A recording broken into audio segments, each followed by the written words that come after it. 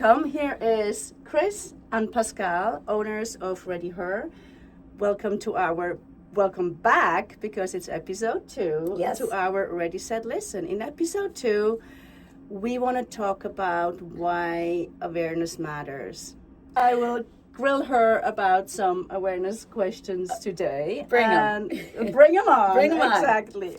So the first one, and I have my little cheat sheet, so I'm looking down, is what makes Ready Her different from any other self-defense school? That is a great question. I have been a part of many schools. I've been a part of many seminars over the last 25 years. And they're all great. They all have a great message, and you can take away something from each of them. So not to put any of them down. I think what makes us different, though, is that we focus the first half of our seminar on avoiding a situation. And when you try to talk to the masses, so you talk to old people, you talk to young people, you talk to people who are outgoing, who are introverted, who have confidence, who don't have confidence, when it's just a physical class, they immediately shut down and they think, well, I can't do that. I can't yell in front of these women. I can't punt, all of that. And so they maybe don't participate. They maybe don't take a lot from it.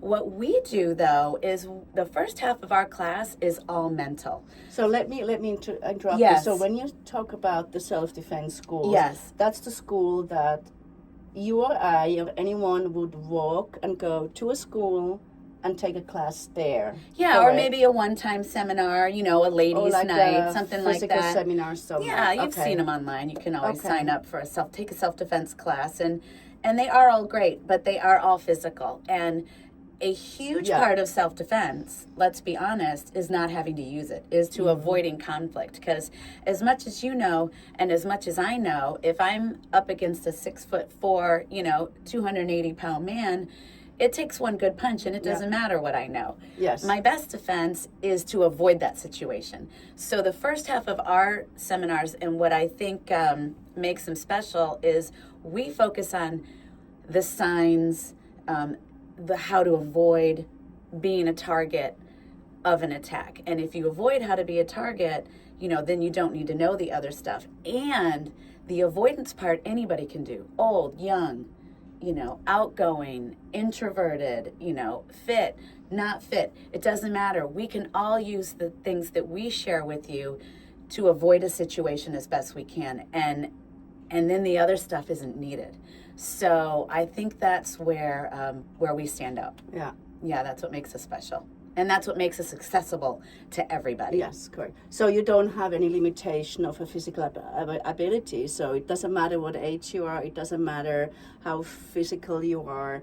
The seminar is really for everyone accessible. I think what you just said goes a bit into question number 2. Why awareness matters so much in context to fighting technique. And I would even go that far, saying awareness might actually replace to a certain stage a fighting technique. So I don't have to put fists or hands on someone. So would you have like maybe an example so we all can understand what that means? Yeah, I'll give you a perfect example. So my daughter, when she was in college, she went to a movie with a girlfriend. And it was an afternoon movie. They had an afternoon off, and they went and they sat in the middle of the theater, and they were getting ready to watch their movie, and a man walked in. The theater was empty. It was just them. A man walked in and sat right behind them. Okay. Like right here, right behind them. And I mean, that's weird, right? It's an entire movie theater, and to sit that close, to two women, it was unsettling. Yeah. Now, maybe that was his favorite seat in a theater. I don't know. I don't know what his reasons were, but they were aware. They weren't on their phones. They were paying attention. They saw him come in. They saw where he sat. They were aware that no one else was in the theater. It gave them an uneasy feeling, and more importantly, they listened to it. They got up. They went to the manager. They said, hey, there's this man in there. You know, it's not an issue, but it makes us uncomfortable. Can we go walk around and come back at the next showing? And he said, absolutely. And he gave him 2 tickets and they went on with their day. Now, not to say anything would have happened, but something could have. And they were aware of the situation and they avoided it. So, yeah, my daughter packs a punch. Believe me, being my daughter, unfortunately, she knows what to do, but she didn't have to find out. Yeah. You know what I mean? She didn't have to do it. So, I mean, that's just one example. Yeah. You know, if we see something and it makes that hair on the back of our neck stand up, we listen to it and we avoid a situation, whether it was a situation or not. But we can't do that, right, if we're not aware, if we're not paying attention. Correct. So awareness is everything. It's the key to getting out of every situation. And I think I want to reiterate what you said about they were not on their phones, right? Yeah. It's always important to know where you are, to know who's around you, and to have the awareness to read body language and to read intention, you know what I mean? To see when someone makes you feel uneasy. You know, it's happened to, as women, it's happened to all of us. Yeah. You know, we know what that feels like. And how many times would we have had that feeling were we paying attention? And how many times did that lead to something we'll never know? Yeah. But better just to be aware. Correct. To the next question, like just came an example in mind. Next question was, what do we see? What kind of shift do we see during the seminar?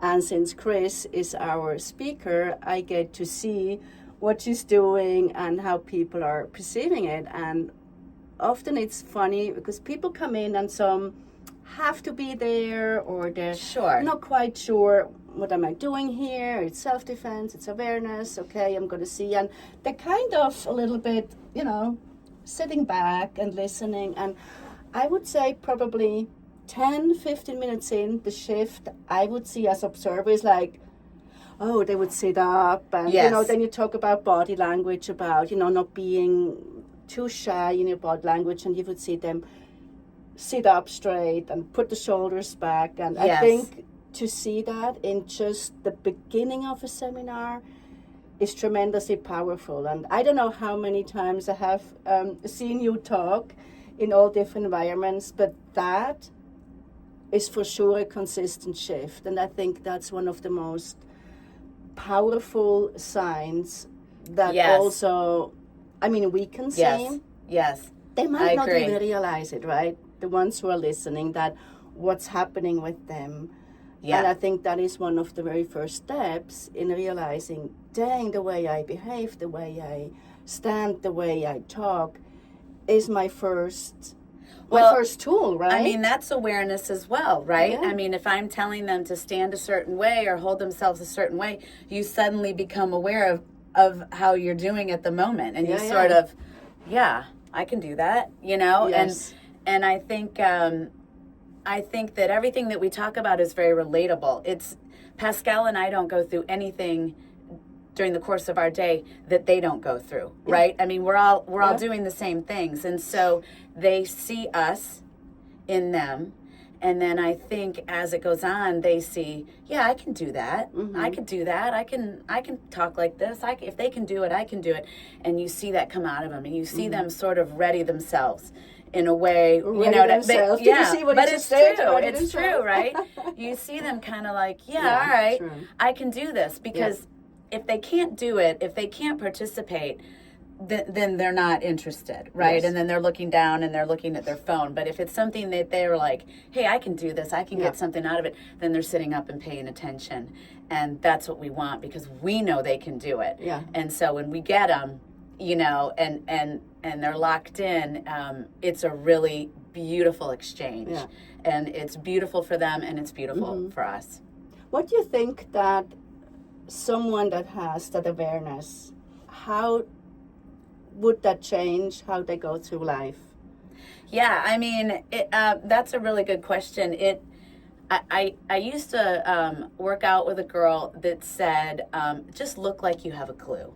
Like, you know, and like when you walk around, just look like you have a clue. And I thought that was such a funny way to put it, but it's true. I mean, there's that 80-20 rule, that 80% of the way that we communicate is nonverbal. 20% is verbal. So when I'm talking to somebody, be it a stranger, be it someone that I may even feel intimidated by that I'm not sure of.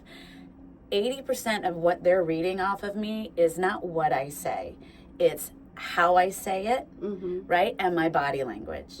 And that's just a fact. So if I walk around looking confident, then I'm going to feel confident. You know, it's like fake it till you make it, right? But the more confident you act, the more confident you feel, and it changes you. I mean, I am not afraid to look a man in the eyes and say hello first. You know, I'm not afraid to confront somebody, and that's powerful. It's not bitchy. I'm not bitchy, but the more confident you are, you know, the more powerful you are, the better off you are, you know, the better you carry yourself. And it just starts by doing it. It starts by looking someone in the eye. It starts by putting your phone away. It starts by having your head on a swivel and saying hi and saying hello and taking command. It's like a woman in any industry giving a presentation, right? The more confident she seems, the more you're going to believe her. Yeah. So, Correct. you know, it's very, very important. Yeah. Awesome. To finish up episode 2, one last question. Yes. What is the best feedback you ever got after the presentation? Way back when we first started, we did a seminar, and I think it was for a charity. I think it was a charity guild or something. And so we charged like $30. I mean, it was like it was like dirt cheap. You know what I mean? And yeah, we don't do that anymore. And yeah, we don't do that anymore. But it was like a charity event. You know what I mean? And so well, we would do that. We went to it, and this woman came up to me after, and she said. She thanked me, which was really sweet. And a lot of women come up to me after, and they're like, you know, this one time. And they love to share their stories. And that's great. I love to hear them, you know, and it's fun to exchange stories like that because everybody has it. And she came up to me, and she goes, this was the best $30 I ever spent. And she goes, you should charge 10 times more. And I just remember thinking, you know, that it didn't matter the dollar. I just tell you because that was the quote. You know, that's why I tell you the amount. But just the fact that she came up and said that was the best money she had ever spent. That's awesome. If you want your money spent best, readyher.net. Contact us. Bye. Bye.